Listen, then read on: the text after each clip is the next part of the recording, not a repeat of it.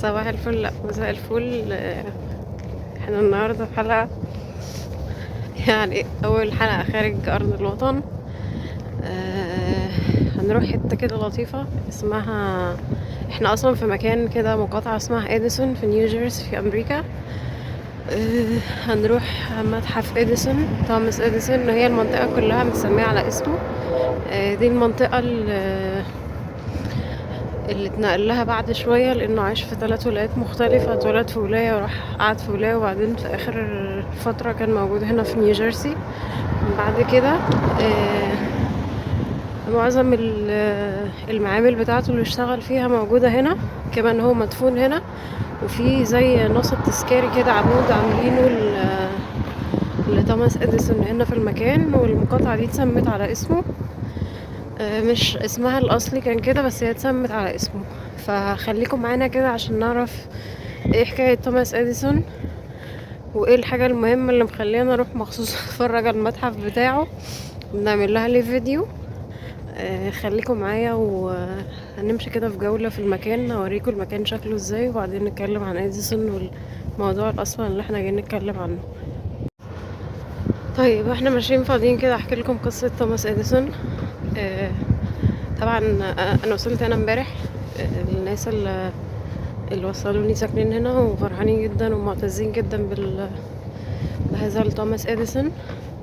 قالوا لي المقاطعة دي اسمها اديسون، وفي وروني حاجات كده عدينا عليها. قالوا لي ان الراجل ده مسؤول عن اهم الاختراعات في القرن العشرين، عمل حاجات مهمة جدا للبشرية. خلينا نتكلم عن الحاجات اللي عملها الاخ توماس اديسون. اشهر حاجه طبعا اي حد عدى على مدرسه في معرفش في كام ابتدائي، خدناها زمان في المدارس، ان توماس اديسون هو مخترع المصباح الكهربائي. ومن بعده تلاه بقى شويه حاجات كتير، اختراعات ليها علاقه بشكل كبير بالكهرباء والموجات والحاجات دي. ده هيودينا في مكان نتكلم عن شخص تاني. انا كنت ناوي اكلمكم عنه واحنا في مصر، بس قلت بما اننا في هذا المكان بتاع اديسون نتكلم بقى عنه واحنا هنا. وده هيودينا في حته بعيده خالص، اللي هي الاهرامات في الاخر. هتشوف الدنيا لفه ازاي، يعني الدنيا صغيره. في حد مشهور جدا، يعني متنور، مش بس متنور، ده كمان من فعلا من اهم العلماء في القرن ال19 وال20. هو نمساوي الجنسيه، من اب وام مختلفين الجنسيه. هذا الشخص اسمه نيكولا تسلا. الناس اللي مهتمين بالكهرباء والحاجات دي هيعرفوا انه تسلا من اهم العلماء اللي جم في العالم، لانه تسلا عمل اختراعات عظيمة جدا. هو كان طفل نابغة كمان، درس كيمياء ودرس فيزياء من هو في سن صغير، ما درسش في تعليم الزامي زي المدارس بتاعتنا. وبعد كده اشتغل مهندس ميكانيكا ومهندس كهرباء. وبعد شوية ربنا كرم وجات له فرصة ان هو يروح امريكا. جه امريكا واشتغل في مصنع. ملك المصنع ده كان واحد اسمه بالصدفة البحتة توماس اديسون. مرة كان عنده مشكلة في مكنة، فقال للراجل ده، قال له بص انا عايزة اغير حاجة ليها علاقة بالتيار بتاعة المكنة، وحاجة كده شبه مستحيلة. قال له انا عايزة اعملها في المكنة. فقال له لو عرفت تعملها هتبقى حاجة عظيمة، واداله مكافأة. الراجل كان بيقول له هو بيهزر، لانه عامل حسابه ان ده مش هيحصل يعني، ومش هينفع ان هو يعمل كده، لانه بيطلب منه حاجه شبه مستحيله. بس نيكولا تسلا نجح ان هو يعمل القصه دي. وبعدين توماس اديسون طموحاته ابتدت تكبر، وقرر انه يطلب منه حاجه تانية. وبعدين نيكولا تسلا كان عنده مشروع عظيم، هو يبني برج.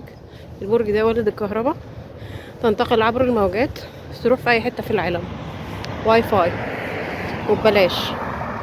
واتفق مع هذا الراجل انه يعمل مشروع. قبل المشروع ده الراجل ده توماس اديسون طلب منه تطويرات كبيره في المصنع بتاعه، وتسلا عمل القصه دي. وبعد شويه سأله وطلب منه المكافأة اللي هو كان موعده بيها، فراح قال له واضح ان انت ما بتفهمش نكت الامريكان، وما ادالوش حاجه. قرر ان هو يستقيل. بعد شوية آه، ابتدى في مشروعه. طبعا كان عايز فند للمشروع او دعم مادي، فتعرف على واحد تاني وقرروا ان هم يشتغلوا في المشروع مع بعض. بعد شوية آه، اتفق مع الراجل الامريكي ده ان هو هيمون هيمول المشروع بتاعه. آه، وفي نص المشروع حصل مشكلة كده والراجل انسحب تقريبا. اديسون يعني كلمه قال له ايه، مالكش دعوة بالراجل ده، احنا عايزين نكسب فلوس. فقرر ان هو يوقف الدعم ده. هحط لكم الصورة بتاعة التسلا تاور في الفيديو عشان تشوفوا شكله عامل ازاي. الاختراع ده لو كان حصل كان هيبقى فعلا من اهم اختراعات البشرية، ان كل الناس يبقى عندها كهرباء ببلاش، ما تبقاش مضطر اول كل شهر تدفع فواتير كهرباء وحاجات من دي. وينسب ليه الفضل في فكرة الواي فاي اللي هو الانترنت اللي بيتنقل بدون اسلاك. آه، مش بس كده، لا تسلا ده كمان عشان بقول لكم هيودينا عند الهرم. تسلا كان شخص لما شاف الاهرامات، انا مش متأكدة اذا كان جه شاف الاهرامات في مصر ولا هو شاف الاهرامات كده ودرس عنها.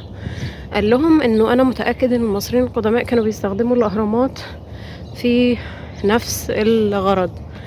يعني ايه نفس الغرض؟ يعني كانوا بيستخدموا الاهرامات عشان يولدوا نوع معين من الطاقة. الطاقة دي ممكن تكون كهرباء، ممكن تكون اي نوع تاني من انواع الطاقة، لكن هي دي انا شايف ان هو ده احد الاغراض اللي خلت المصريين القدماء يبنوا الاهرامات. بعد كده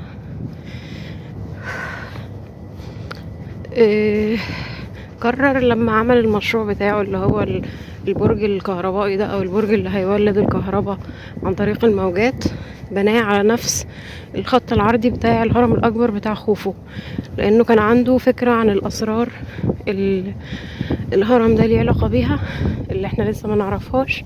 سواء بما انه كان شخص متنور، فهو كان عنده فكرة كعالم كمان، عنده فكرة عن حاجات كتيرة احنا ما نعرفهاش دلوقتي. كان بيبص الأهرامات بشكل مختلف. انا مش بقول الكلام ده عشان اقول ان ده فعلا الغرض بتاع الأهرامات، لكن قد تكون فكرة مطروحة عشان نفكر بشكل مختلف في الأهرامات. نرجع تاني لإديسون. المقاطعة اللي احنا فيها دي بتاعت إديسون موجود فيها برج زي نصب تذكاري كده، زي اللي عاملينه في اسكندرية وزي اللي عاملينه في مدينة نصر بتاع الجندي المجهول. وده الغرض منه ايه؟ الغرض منه يعني تخليد الذكرى بتاعة توماس اديسون، مش اي حاجة تاني. انا حتى لما شفته فكرت ان ده بتاع تسلا، لانه تسلا برضو ليه حاجة في مكان هنا، والبرج بتاعه اللي هو ما كملش يعني. المهم الايام تجيبه وتحطه تسلا. وبعدين بعد ما الراجل اللي اتفق معاه يمول المشروع بتاعه انسحب، طبعا قعد من غير شغل فترة طويلة. فضل عايش في فندق اسمه نيويوركر في نيويورك. وده الفندق اللي هو في الحقيقة بيقولوا انه مات فيه، يعني بيقولوا انه انتحر وبيقولوا انه مات وبيقولوا انه اختفى، لكن احنا عندناش معلومة كاملة عن ايه اللي حصل لنيكولا تسلا. والامريكان نفسهم ما يعرفوش كتير عن تسلا. لما تقول له حد امريكاني بالذات تسلا بيقولك بيسموه حتى تسلا. كل معلوماتهم عنه العربية الجديدة، ماركة العربية اللي اسمها تسلا. شايفين البرج ده؟ احنا وصلنا خلاص عند البرج بتاع توماس اديسون. ده حاجة كده بتقول يعني ايه، انه شكرا توماس اديسون عشان انت عملت لنا المصباح الكهربائي وباقي الاختراعات اللي هو اخترعها.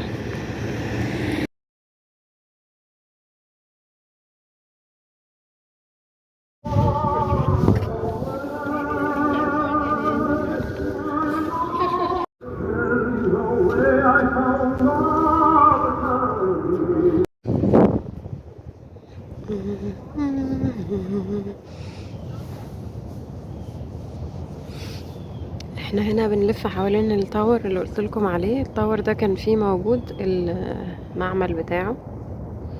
ده التاور بتاعه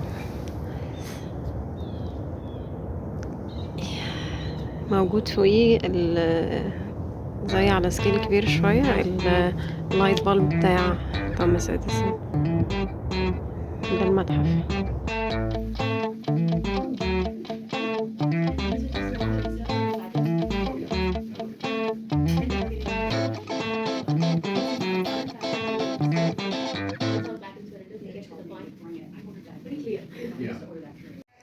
دي كانت الزيارة بتاعتنا النهاردة، أتمنى تكونوا انبسطتوا معانا في قصة نيكولا تسلا ومتحف توماس إديسون.